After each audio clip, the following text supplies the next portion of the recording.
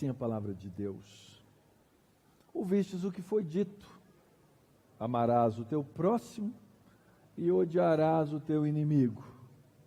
Eu, porém, vos digo: amai os vossos inimigos e orai pelos que vos perseguem, para que vos torneis filhos do vosso Pai Celeste, porque Ele faz nascer o sol sobre maus e bons, e vir chuvas sobre justos e injustos. Porque se amardes os que vos amam, que recompensa tendes? Não fazem os publicanos também o mesmo? E se saudardes somente os vossos irmãos, que fazeis demais? Não fazem os gentios também o mesmo? Portanto, sede vós perfeitos, como perfeito é o vosso Pai Celeste. Senhor, agora diante da palavra, instrui-nos por amor do Teu nome. Ilumina nossos olhos, nossa mente, nosso coração, para enxergar a verdade do Senhor. Tem misericórdia de nós, ó Pai. Temos corações duros. Nos revoltamos contra o Senhor tantas vezes, ao nos revoltar contra o nosso próprio irmão. Tem misericórdia de nós, Pai. Ensina-nos a Tua palavra. Que as palavras dos meus lábios e o meditar do meu coração sejam agradáveis na Tua presença, Senhor meu, rocha minha, Redentor meu. Amém.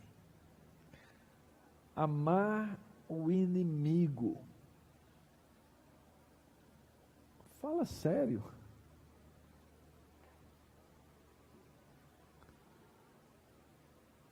Você tem dificuldade de amar o amigo? Eu tenho dificuldade de amar o irmão? Eu tenho dificuldade de amar a minha família? Você não tem? Eu amo a minha esposa. Eu amo os meus filhos profundamente. Mas tem dia que eu não mostro isso. Pode confirmar, bem. Ela sempre confirma. Nós somos assim. O amor é uma coisa ativa. O amor não é um mero sentir. O amor é uma atitude. O amor é uma ação. O amor é um trabalho.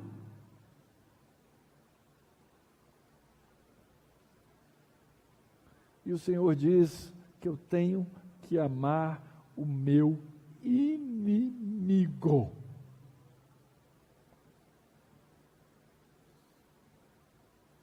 Sabe a historinha do casal? Chegou para o pastor e falou: olha, pastor, não dá mais. Queremos nos separar.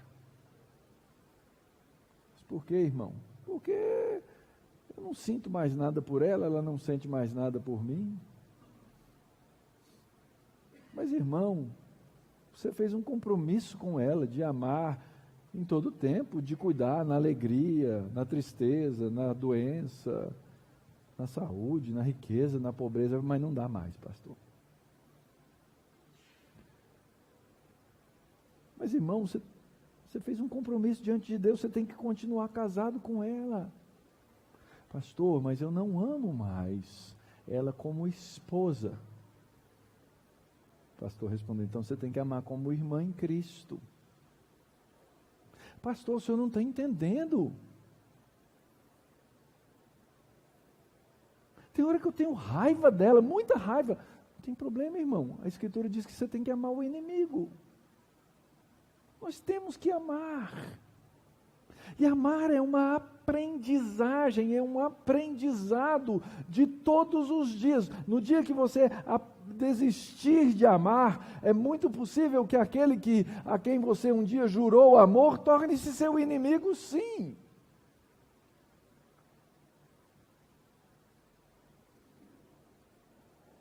E isso só é possível, irmãos, isso só é possível, meu amado, minha amada, porque nós fomos transformados. É assim que o Sermão do Monte começa. Nós chegamos diante do Senhor pobres, destruídos, humilhados, humildes em espírito, sem nada para dar, e somos recebidos, somos acolhidos. O Senhor nos faz ali promessas de transformação do nosso caráter, da nossa essência. Nós passamos a chorar, nós passamos a aprender a mansidão, nós aprendemos a desejar a verdade, a justiça do Senhor Jesus Cristo, nós aprendemos a exercer misericórdia sobre o outro, nós aprendemos a desejar ter um coração limpo, nosso coração que naturalmente é sujo. Nós passamos a viver num ambiente no qual nós queremos promover a paz. E no final das bem-aventuranças, o Senhor nos fala qual é o nosso prêmio. Ele diz assim: bem-aventurados sois, quando por minha causa fordes perseguidos. Sabe por quê? Sabe por que somos perseguidos? Porque essas coisas todas, como amar o inimigo, elas não são naturais para nenhum homem, para nenhum ser humano. Muito pelo contrário. Mas quando você vai aí no mundo, aí na rua e diz, eu amo, quero amar o meu inimigo, vão te dizer, você é louco. Quando você quer promover a paz, vão te dizer, você é louco. Quando você agir com mansidão e abrir mão de alguma coisa, vão dizer, você é louco. Quando você chorar pelos perdidos e pelo seu estado de pecado, vão dizer, você é louco. Quando você tiver fome e sede da justiça de Cristo, vão dizer, você é louco. E por aí vai. Mas é exatamente com esse caráter transformado por Cristo é que nós vamos poder ser sal e luz no mundo. De outra sorte, não seremos sal, ou seremos o sal insípido que perdeu o seu valor, e nem seremos a luz no mundo. Porque, na verdade, ser sal e ser luz demanda de nós uma vida que pratique todas essas coisas nas quais nós nos tornamos ou fomos feitos pelo Senhor Jesus Cristo. E então Jesus passa a descrever a nossa ética, o nosso fazer, o nosso viver, o desenvolvimento da nossa vida. Nossa ética sexual, nossa ética no falar, nossa ética na maneira de proceder em todas as coisas. E é por isso que o Senhor Jesus vem destruindo sistematicamente a falsa interpretação das Escrituras que era dada no seu tempo pelos mestres, pelos professores, pelos fariseus e pelos escribas. É por isso que existe essa série de não penseis que eu vim revogar a lei, emendada de ouvistes o que foi dito, eu porém vos digo, ouvistes o que foi dito, eu porém vos digo. Por quê? Porque os intérpretes interpretavam falsamente, mentirosamente as Escrituras. E esse é mais um exemplo da maneira como eles o faziam. Eles interpretavam errado a respeito do adultério, a respeito do homicídio, a respeito dos juramentos, a respeito da vingança, e eles interpretavam terrivelmente errado a respeito do amor ao próximo e a maneira como nós devemos tratar os nossos inimigos. Existe uma interpretação perversa, uma interpretação invertida da verdade, que é típica de Satanás, que inverte a verdade de Deus e fala a mentira. E é interessante que Satanás, sendo ele mentiroso desde o princípio, ele ensina os seus seguidores a mentir. E nós, seres humanos, quando não temos o Espírito de Deus, nos tornamos experts na mentira, na inversão da verdade, no distorcer a verdade de Deus. Ora, o mandamento diz, amarás o teu próximo, é verdade. Mas aqueles intérpretes da época de Jesus, e diria hoje também, muitos o fazem, eles acrescentaram a palavra de Deus, e ao acrescentar a palavra de Deus, destruíram essa verdade na sua mente e na sua prática. A Escritura diz sim que nós temos que amar o próximo. E se nós olharmos o que é amar na Escritura e entendermos que a Escritura diz que Deus é amor, nós vamos ver que o amor de Deus todinho se mostra em ações. Então eu, Mauro, perdido, pecador, revoltado contra Deus, não gostava de Deus, não gostava da palavra de Deus, não apreciava as coisas de Deus, ele um dia veio e disse assim: Mauro, eu vou te salvar, e ele me salvou. E ele agiu contra a minha natural vontade, trocando a minha natureza por uma outra natureza, para que eu pudesse aprender a amá-lo. Quem mais faz isso? Ele faz. Deus age para amar, porque Ele é amor, e sendo Ele todo amor como Ele é, Ele faz esse amor se traduzir na vida daqueles que são o objeto do seu amor. Então, ainda que o amor possa envolver emoções, o amor não é emoção. Emoção é um sentimento, emoção é um substantivo. Amar é verbo, amar é agir. E esse amor de Deus, e esse amor que é Deus, significa que Ele dá de si mesmo para o bem daquele que Ele quer amar. Qual é a maior prova de amor que existe para o cristão? A maior prova de amor que existe para o cristão é que você, quando ainda era pecador, Deus mandou o Filho dele para morrer, para que a sua ira fosse retirada e para que ele pudesse te amar. O amor age, o amor faz. Só que, nas palavras do Senhor Jesus aqui, nós vamos ver que esse amor que age pode ser totalmente distorcido pela mente humana e pelas falácias humanas. Isso vai aparecer e transparecer nos exemplos que o próprio Senhor Jesus nos dá aqui. Você acha que amar é dar bom dia para o seu vizinho, para o seu esposo? Assim, qualquer um faz isso. Qualquer um pode fazer isso. Mas a perversão dos intérpretes era tão grande que eles acrescentaram uma frasezinha e diz assim: amarás o teu próximo e odiarás o teu inimigo. E quando você vai pelas páginas da Bíblia, você não encontra em lugar nenhum nada que faça referência a isso. Aliás, muito pelo contrário.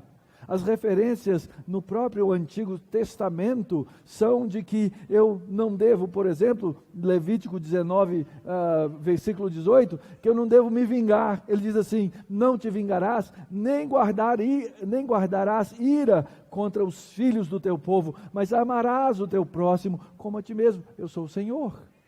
Então, como é que eles pensavam nisso? Ele falava: olha, próximo é quem está pertinho de mim. Vamos fazer aqui uma camada de próximo. Quem é próximo?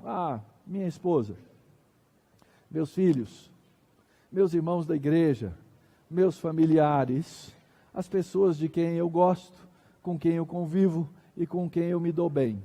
Essas pessoas eu tenho que amar. As outras pessoas, eles resolveram que eles deviam odiar.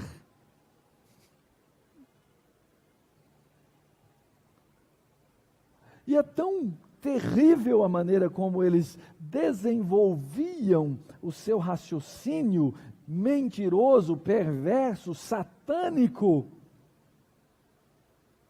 que eles colocavam isso como uma obrigação da lei. Se você tiver um inimigo, olha o seguinte, você tem que odiar o seu inimigo. Se você não está odiando o seu inimigo, você está sendo um fraco, você está desobedecendo a lei de Deus. E criavam uma cultura, sim, de ódio, sim, uma cultura de violência. Eu tenho que odiar quem pensa diferente de mim. Eu tenho que odiar quem age diferente de mim. Eu tenho que odiar e odiar e odiar. E está muito na moda esse negócio, né, de cultura de ódio. Quanto desentendimento nessa área, por todos os lados. Por todos os lados.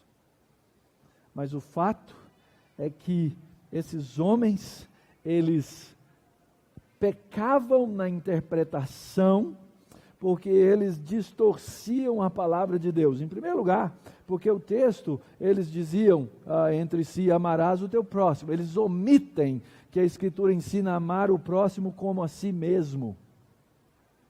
Então eu podia amar mais a mim do que ao outro. Então eu venho na frente. A primeira coisa que eles fazem é uma omissão. A segunda coisa que eles fazem é uma adição. Eles adicionam. E além do mais, você não só ama o seu próximo, você trata de odiar o seu inimigo. É claro que a gente tem que ter uma compreensão bíblica completa a respeito desse tema. Existe, obviamente, uma distinção a ser feita nas nossas relações sociais e, por exemplo, um inimigo no campo de batalha. Imagina se você é convocado para guerra e você precisa ir para o campo de batalha. E ali sim está um inimigo tentando tirar a sua vida, ok? É muito difícil naquela hora você dizer, não vou fazer nenhum mal contra esse, estando eu aqui armado, seja com a espada naquela época, sendo hoje com uma arma. Mas as nossas relações sociais, elas precisam ser sim marcadas pelo amor.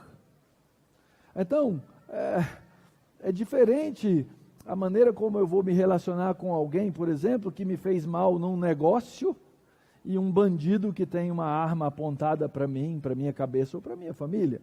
Eu não tenho como igualar todas essas coisas.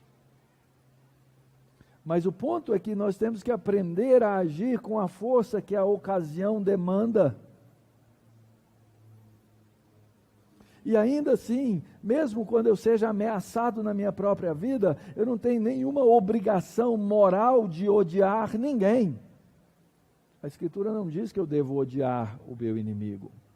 Aliás, socialmente, nós falamos sobre isso no domingo passado. Existe o princípio moral da justiça retributiva. Olho por olho, dente por dente, vida por vida.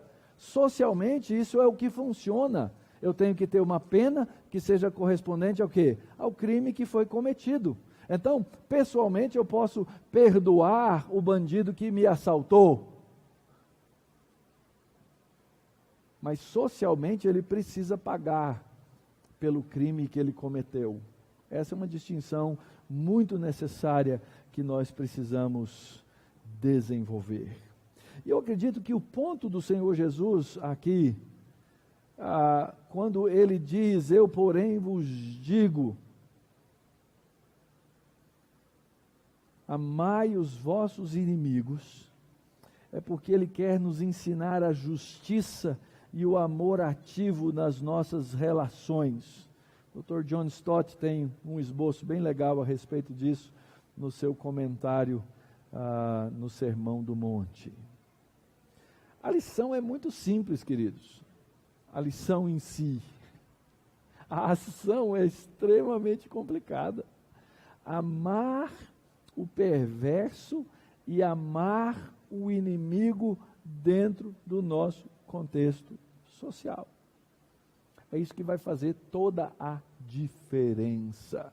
E é aqui que eu vejo que nós temos muita dificuldade de amar o próximo.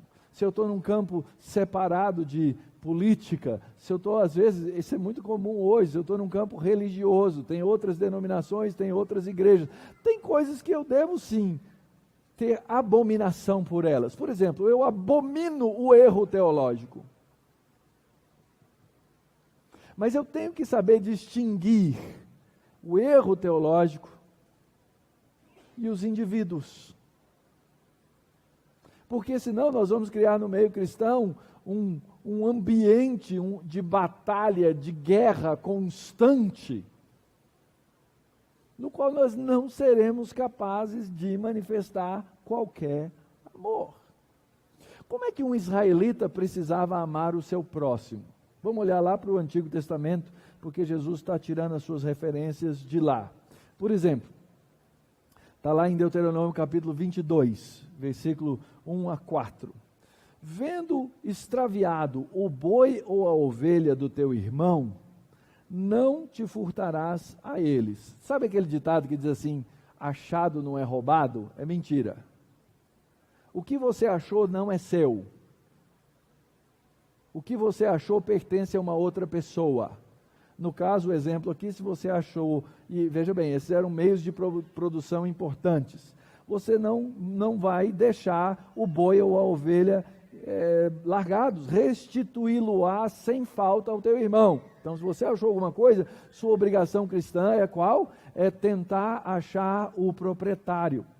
Diz assim, se o teu irmão não for o teu vizinho, teu próximo, ou tu não o conheceres, recolhê-lo-ás na tua casa, para que fiquem contigo até que o teu irmão os busque, e tu lhes restituas. É óbvio que tinha os espertos que levavam para casa e escondiam, porque aí essa pessoa nunca ia achar. Mas aí é uma questão moral, obviamente. E ele continua, assim também farás com o seu jumento, e assim farás com as suas vestes. O mesmo farás com toda coisa que se perder de teu irmão e tu achares. Não te poderás furtar a ela. O jumento que é do teu irmão, ou seu boi, não verás caído no caminho. Aí eles te furtarás, sem falta, ajudarás a levantá-lo. Você tem uma obrigação de amar o seu próximo, ajudando-o naquilo que ele precisa. Tá bom, pastor, eu sou capaz de fazer isso. Se eu enxergar alguém aqui da igreja precisando, eu vou ajudar. Mas e aquele seu vizinho chato pra caramba? Você vai ajudar? Se ele perder alguma coisa, você vai restituir? Aquele seu colega de trabalho enjoado, que pega no seu pé o dia inteiro porque você é crente, porque você quer dizer a verdade, você vai fazer essas coisas? Olha só o que diz Êxodo capítulo 23, versos 4 e 5. Se encontrares desgarrado o boi do teu inimigo, ou seu jumento, lhe reconduzirás. É o amor ativo, é o amor agindo para com o inimigo. Se vires prostrado debaixo da sua carga o jumento daquele que te aborrece, não o abandonarás, mas ajudá-lo-ás a erguê-lo. Há uma obrigação moral, bíblica, cristã, que nos obriga a ter um espírito voluntário de ajudar o outro, mas a nossa reação natural, quando a gente vê alguma coisa acontecer com alguém que a gente não gosta, qual é? Qual que é? Bem feito. Nosso coração naturalmente odeia o inimigo e às vezes odeia quem? O próximo, porque a gente faz isso dentro de casa. A gente faz isso com os nossos. A gente se enche de razão. Eu falei que isso ia acontecer. Bem feito. Tomara que sofra bastante. Quem sabe agora aprende. Não é assim que a gente age? Nós somos capazes de agir assim com as pessoas mais próximas de nós. E isso é exatamente desamor. E a Escritura diz que nós temos que aprender a exercer um amor ativo nas nossas relações. Nós precisamos servir o nosso próximo sem absolutamente esperar retorno. E aí vem o nosso grande problema. Porque nós todos servimos esperando o retorno. Não é assim? Nem que seja, a gente ainda diz assim, nem que fosse um obrigado. Nenhum obrigado eu recebi. A gente não faz isso. É verdade que é nossa obrigação agradecer ao outro. Mas e se o outro não agradeceu, aquele ato de possível amor tornou-se o quê? Uma cobrança. Tornou-se uma cobrança. Nós precisamos aprender a amar ativamente, irmãos. Nós precisamos amar sem esperar de volta. Nós precisamos aprender a amar sem ficar cobrando o troco toda hora. Mas eu sei que isso é muito difícil. Eu sei que a nossa polidez, ela adoça a vida. Então deixa eu fazer aqui o que eu devia fazer sempre. Todos os irmãos que hoje vieram aqui me serviram um café. Muito obrigado. Meu coração é agradecido a esses irmãos. Mas eu não tenho jeito de todo domingo dizer para cada um, individualmente e pessoalmente, muito obrigado. Mas eu espero que esses irmãos sirvam dessa maneira sem esperar que eu diga obrigado. Ainda que eu possa dizer, e agora estou fazendo coletiva e publicamente, hein, gente? Vale por 6 domingos, tá? Daqui 6 domingos vocês me cobram de novo. Tem que ser assim dentro de casa. Sabe aquele marido que uma vez por mês põe a mesa no café e a esposa não diz obrigado e ele fica ofendido? E ele esqueceu que os outros 29 dias a esposa pôs a mesa do café para ele e ele não disse obrigado nem uma vez? Nós somos assim.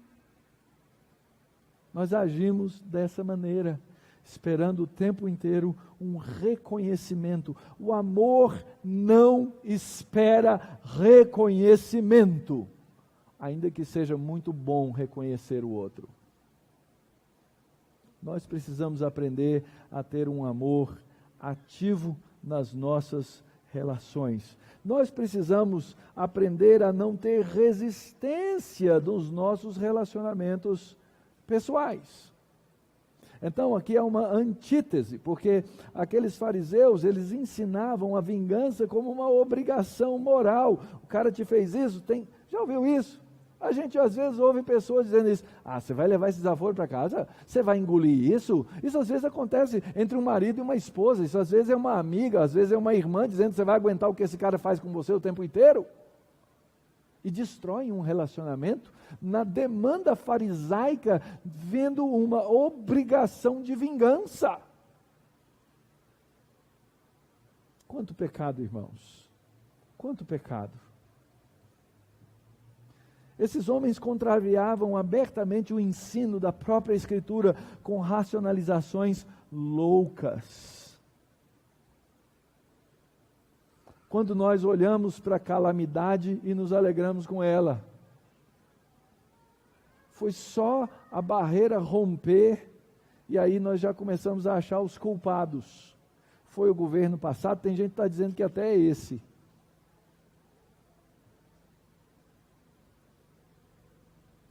Provérbios 17 diz assim: o que escarnece do pobre insulta ao que o criou, a Deus, e o que se alegra da calamidade não ficará impune.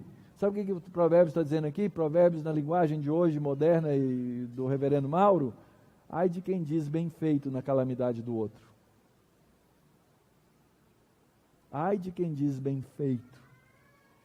Provérbios 24 diz assim: não digas, como ele me fez a mim, assim lhe farei a ele, pagarei a cada um segundo a sua obra. Quem está dizendo isso é Deus que paga segundo a obra.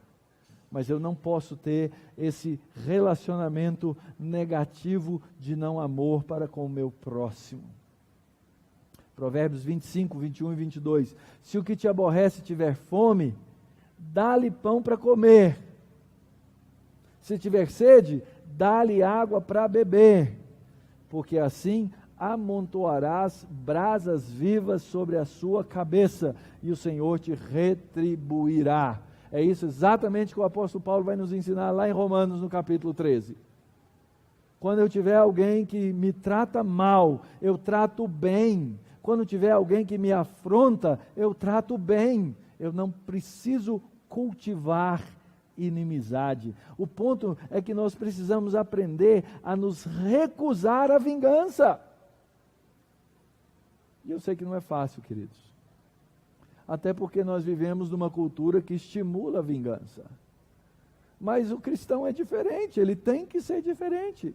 Ele tem que ser sal da terra, ele tem que ser luz do mundo, ele tem que agir da maneira correspondente.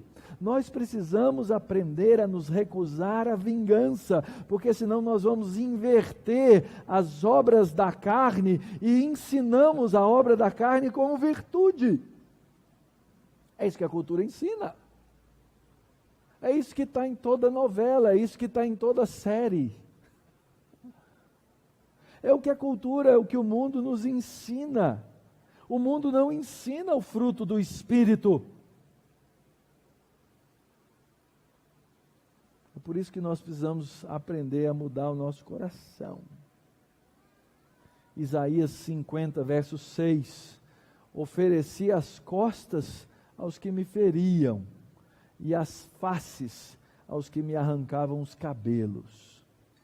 Não escondi o rosto aos que me afrontavam e me cuspiam. Lembra do sermão passado, da exposição passada? De virar outra face. Exatamente. Quem fez isso? Jesus, queridos. Ele é o nosso exemplo. Aliás, Pedro, olhando para a história de Jesus e olhando para a escritura do Antigo Testamento, ele diz no capítulo 2 da primeira epístola, 1 Pedro 2, 21 e 23, porquanto para isso mesmo fostes chamados, pois que também Cristo sofreu em vosso lugar, deixando-vos exemplo para seguirdes os seus passos. Eu tenho que seguir o exemplo de Jesus que ele deixou. Qual é esse exemplo? Verso 22, o qual não cometeu pecado, nem dolo algum se achou em sua boca, pois ele, quando ultrajado, não revidava com ultraje, quando maltratado, não fazia ameaças, mas entregava-se àquele que julga retamente. O que significa isso, irmão? Entregue as suas causas ao Senhor. A Escritura diz que Ele é o nosso vingador. Entrega na mão dEle. Recuse-se à vingança. Não resista nos seus relacionamentos pessoais, seja com o próximo, seja com o seu inimigo. Mas a resistência ao perverso é exatamente fazer a ele o bem. Fazer o bem ao meu inimigo. Isso é amor ativo. Isso é amor verdadeiro. E foi isso que Deus fez por nós. Deixa eu falar uma coisa séria. Se você não é capaz de entender isso, é muito provável que você não tenha entendido o Evangelho de maneira nenhuma. Muito provável. É muito provável que você tenha vindo a um Evangelho talvez falsificado. Um Evangelho que diz assim, olha, você era um cara mais ou menos, Deus te recebeu e resolveu uns probleminhas a mais aí que você tinha. Mas tem gente muito pior do que eu, viu? Eu sei que tem gente muito pior do que você.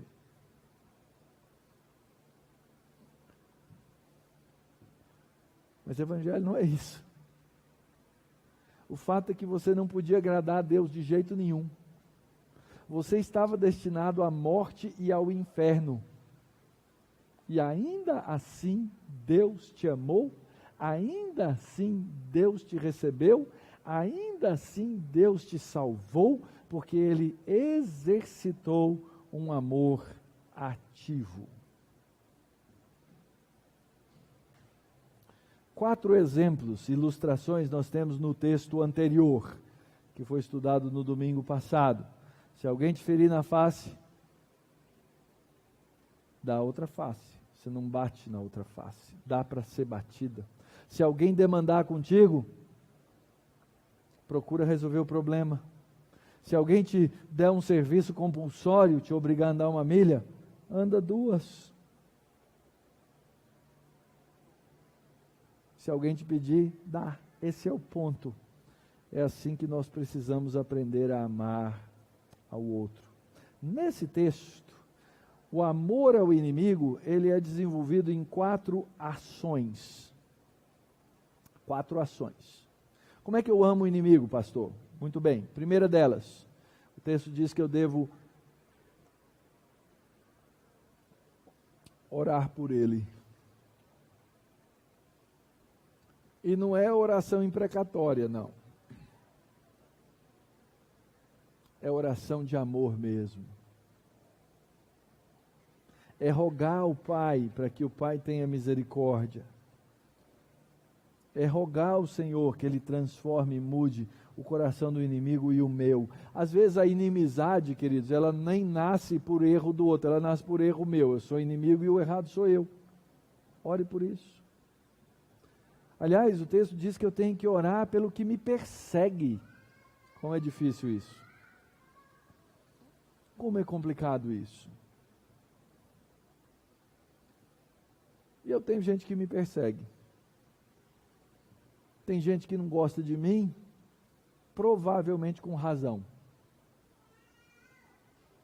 Tem gente que não gosta de mim sem me conhecer. Alguém falou alguma coisa, não gosto dele. Tem uma opinião formada.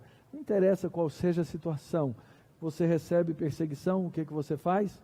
Você ora pelos que te perseguem. É uma receita, é uma orientação, é uma instrução bíblica. Tem um caso desse lá no seu trabalho? Tem um caso desse lá na sua escola? Tem um caso desse na sua família? Sabe o que está faltando? Você orar. Porque isso vai transformar o seu coração. Não sei se vai transformar o do outro. Deus pode transformar. Segunda coisa. O texto diz assim no verso 45. Para que vos torneis filhos do vosso Pai Celeste. Algumas pessoas olham esse texto e interpretam torto. Não é porque eu vou orar pelo que me persegue que eu vou me tornar filho do Pai Celeste. Não é uma ação que vai me levar à salvação. Nada disso. Lembra do ditado? Sim, o fruto não cai longe da árvore. Ele cai perto. E a gente costuma dizer, olha, pau que nasce torto, morre torto. A gente tem todos esses ditados na nossa cultura que dizem assim, as pessoas não mudam, elas são a cara do seu pai, elas são fruto do seu pai. É isso que o texto está dizendo. Sabe por quê? Porque eu vou manifestar o caráter do meu pai quando eu orar pelos que me perseguem. Não é isso que a Escritura diz, que eu tenho que ser imitador de Jesus? Não é isso que a Escritura diz, que eu tenho que ser um imitador do Pai? Ora, qual foi a oração de Jesus pelos seus inimigos? Pai, perdoa-lhes. Eles não sabem nem o que fazem. Nós temos que aprender a fazer essas coisas. Então, nós devemos orar pelos nossos inimigos, nós temos que manifestar a nossa filiação do Pai, nós temos que aprender a exceder a justiça dos homens. Olha só o que diz aí, esses versos 46 e 47. Porque se amardes os que vos amam, que recompensa tendes? Não fazem os publicanos também o mesmo? Vamos lembrar quem eram os publicanos? Publicanos eram odiados pelos fariseus, os escribas. Eles eram considerados, eles eram judeus, eles eram próximos, mas eles eram considerados traidores da sua nação. Eles eram coletores de impostos para Roma. Trabalhavam na Receita Federal, fala sério. Quem consegue gostar de alguém que trabalha na Receita Federal? Não é? Pois eles faziam isso. E ele diz assim, esses que você considera seu inimigo do seu povo, eles fazem essas coisas. Eles saudam entre si. Agora ele vai mais longe, o Senhor Jesus diz assim, não fazem os gentios o mesmo? Ou seja, gente que nem é parte do povo, eles não fazem o mesmo? Fazer o que é fácil, queridos. Chegar na igreja, receber as pessoas, receber amor, receber carinho, é legal, é bom, eu gosto. Mas a Escritura está indo além, o Senhor Jesus está indo além. Ele diz, você tem que ir além, porque se um clube se reúne e faz um café da manhã, eles também vão se cumprimentar, eles também vão dizer bom dia, eles também vão se ajudar mutuamente. A nossa justiça tem que exceder a dos homens. E por último, sim, além de manifestar a nossa filiação, Ele nos perdoou, nós aprendemos a perdoar, nós vamos então agora imitar ao Senhor. Portanto, sede vós perfeitos como é perfeito o vosso Pai celeste. É óbvio que em lugar nenhum da Escritura nós somos ensinados que vamos alcançar a perfeição do Pai Celeste. Mas por todo lugar da Escritura nós somos instruídos a fazer essa mesma coisa. Sede perfeitos como é o vosso Pai Celeste. Como é que a gente pode fazer isso? Imitando o Pai Celeste. Imitando a Deus. Fazendo as coisas de Deus. Ouvindo a voz de Deus. Manifestando o fruto do Espírito Santo, porque por você mesmo, você não vai fazer nada dessas coisas. Mas acreditando naquilo que o Pai pode e faz. Então, nesse mundo, queridos, nós precisamos desenvolver a boa resistência às coisas do mundo.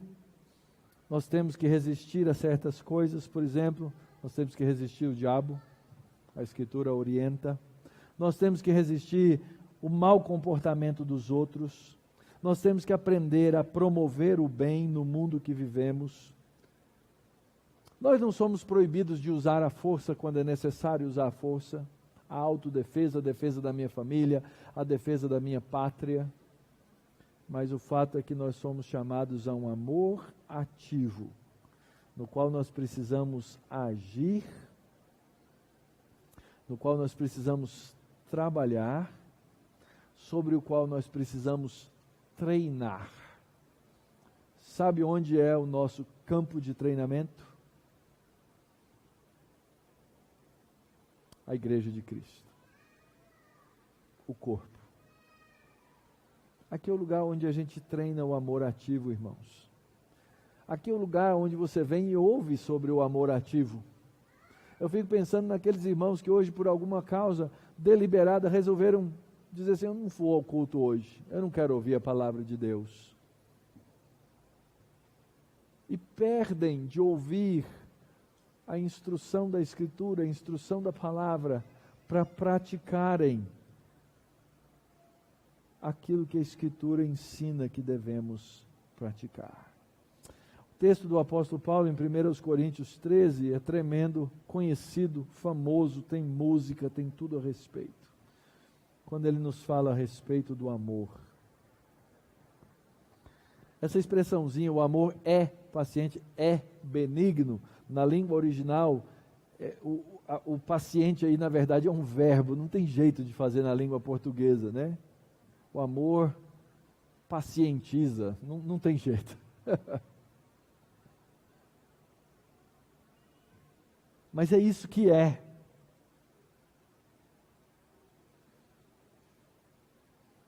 Porque o amor, ele é um verbo. O amor tem objeto. O amor tem ação. E é amando que nós aprendemos a paciência. Que nós aprendemos a fazer o bem ao próximo. Já viu aquele casal que arde em ciúmes um do outro e diz: eu te amo tanto que eu ardo em ciúmes? Não, é errado. O amor não arde em ciúmes. Muito pelo contrário. O amor não se ufana, ele não sai se gabando, ele não sai se gloriando, ele não é soberbo, ele não se coloca acima, ele não se conduz inconvenientemente. O amor, ele faz pelo outro, ele dá ao outro, ele não procura os seus interesses. O amor se acalma. E mesmo quando recebe o mal, não se ressente do mal. O amor não diz bem feito. O amor regozija-se com a verdade.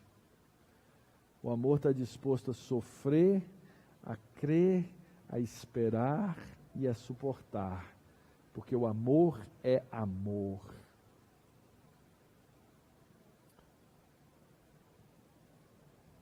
Para concluir, queridos, você não vai ser capaz de amar sem aquele que é amor. Deus é amor.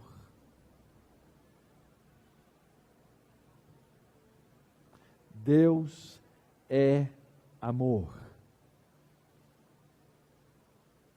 Ele é o único que pode te habilitar a amar.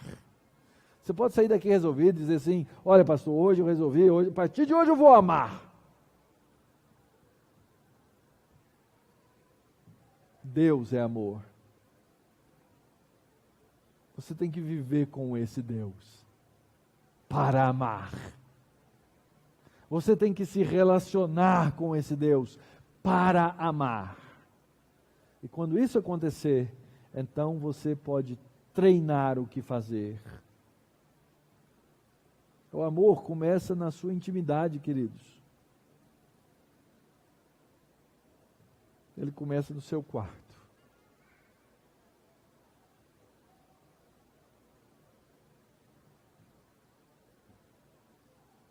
Ele começa com uma confissão. Ele começa dizendo assim: eu não sei amar como eu devia. Eu não faço tudo o que eu deveria. Ele caminha para a sua sala, passa pela sua cozinha, vai no seu quintal. O primeiro lugar de amar é dentro da nossa casa, irmãos. Dentro da nossa casa é o lugar onde a gente é mais imaturo, mais egoísta e mais tolo.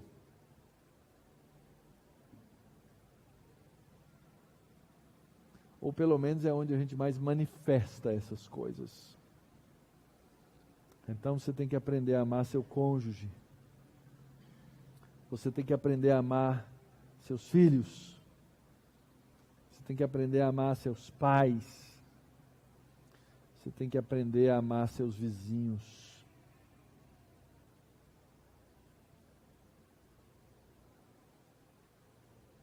Aqui, reunião do povo de Deus, comunhão do povo de Deus. Há muitos lugares, muitas igrejas, em que eu vi mais um campo de batalha do que um lugar de amor.